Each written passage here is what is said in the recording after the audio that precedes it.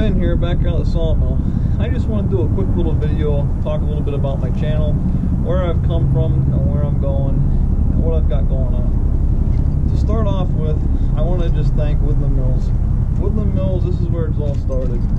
You know, I originally decided I was going to get a sawmill because I was tired of trying to buy rough cut lumber, and it was expensive to buy it to make some projects. The solution in my head was to go and buy a sawmill. And a lot of people thought I was nuts for that. You know, it just was something that was... Most people don't want to get involved with all the heavy lifting, moving logs, cutting lumber, finding area for it to dry. You got to stack it, you got to dry it, whether you have a kiln or whether you air dry it, leave it stacked out in the yard for, you know, it's supposed to be roughly a year per inch. So that means if you're going to cut one vise, it's going to take you a year before you can use it. And most people don't have the real estate, the time, or the motivation to do that kind of stuff. Personally, I really enjoy woodworking. You know, I enjoy cutting into a log. I enjoy the smell of working on wood, and I enjoy just everything about a sawmill is fun to me. It's just an enjoyable hobby that I really like, and I'm glad I get to share it with some people out there on YouTube. Started out where I did a review on my sawmill, Woodland Mills 722. I believe they've since changed the model a couple times. It's now, I guess, an HM 122. It's basically the same sawmill. I think they just changed the number on it. But there's been some improvements on the sawmill over the time. I think they're a fairly young company and they're still making improvements on their sawmills. One of the things that I did when I first started was I didn't have a way to lock my raise and lower mechanism. It's a hand crank that goes to a cable, and when I would release it and run and start going through a log, the saw would start to drift up and down. I've since did my review on that and discussed it with Woodland Mills. They've done some upgrades where they put a plastic crank on there where it has holes for a pin to go in, so when you get your raise and lower to your position you want, you lock a pin in place and then you cut, and it keeps the saw at the same height. So I was fortunate enough that Woodland Mills was able to contact me and talk to me and sent me the parts for free to upgrade that and fix that. You know, and there's been some other upgrades they've done. There was a rubber bushing in the side of the saw to tighten the saw blade up, and they've since moved on to steel washers. So that was another thing they sent me for free. And recently they've been watching my videos, and by the way, I appreciate you watching my videos. You know, I appreciate the support of you watching me. They talked to me about the loop system that I have. There's a shut-off valve right at the top on the back side of the saw, and they've since upgraded that. It was a plastic valve when I bought my sawmill back in 2016, and they've since upgraded to a steel valve. It's just a steel ball valve and a housing for it, so that take it out of the bag, be a little bit better to see it here. It's just a steel shut-off valve. You know, and there's two places the water line to go on to, and then this just has to be mounted to the back side of the handle there. I plan on mounting this here in the near future, but for right now I'm just gonna kind of put this project off to the side a little bit. But I did want to take the time out to say thank you to Woodland Mills for watching my videos, and thank you for sending me the parts.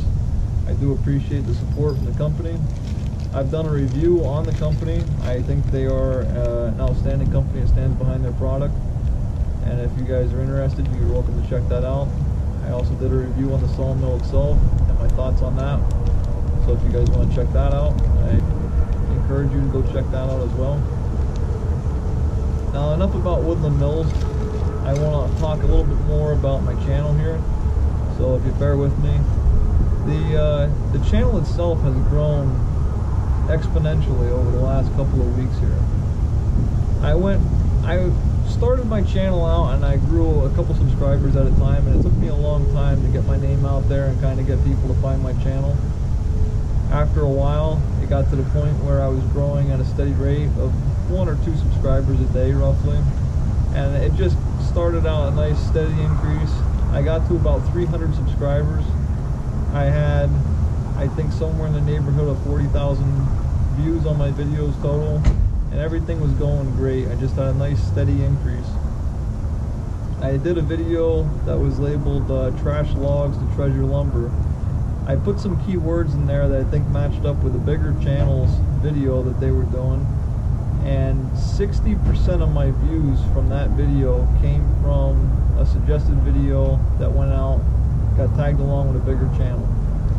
So I went from 40,000 views to roughly 200,000 views in about a week. And I went from 300 subscribers to 1,100 subscribers, or close to it. So YouTube is kind of a funny thing. You know, I didn't really expect that to happen.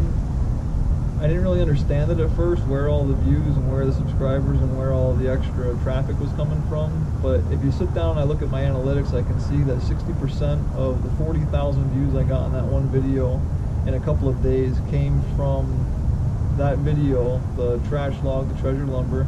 It was posted along with a bigger channel that had hundreds of thousands of views, and just a small portion of their viewers went down to the suggested videos and clicked on my video. So it worked out in my favor that YouTube posted my video as a suggested video under theirs. I hope that makes sense.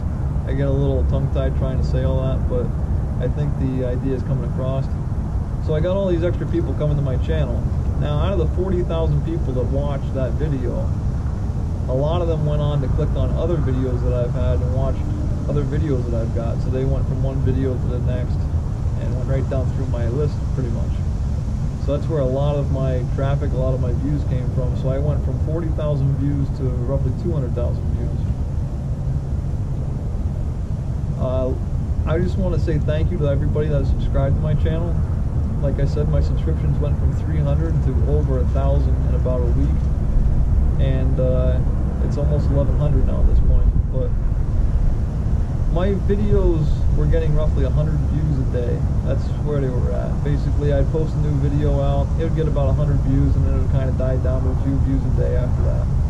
Now I'm posting a video and I'm getting between 1,000 and 2,000 views in the first couple of days. So instead of 100 now, I'm getting 1,000, which makes sense because I had 300 subscribers, so it was between 100 and 300 over a couple of days. Now I've got 1,000 subscribers, it's between 1,000 and 2,000 views in a couple of days. So it adds up, it makes sense. The people that have subscribed to my channel are watching my videos, and it actually seems that there's a lot more people watching my videos than are actually subscribed to it, because I have 1,000 subscribers and I'm getting 2,000 views on quite a few of my videos. So I want to say thank you to everyone that subscribed. I know this video is kind of boring. I just wanted to say thank you though. I want to take the time out to kind of acknowledge the fact that my channel is hitting some mile marks, and a lot of people out there are doing YouTube that are watching my videos, so a lot of people are interested in how I got to where I'm at. Alright, I've bored you long enough. I thank you all for your support. I thank you for watching. I thank you for subscribing, and I thank you for commenting. So thanks a lot for everything. Take care, and I'll see you guys next time.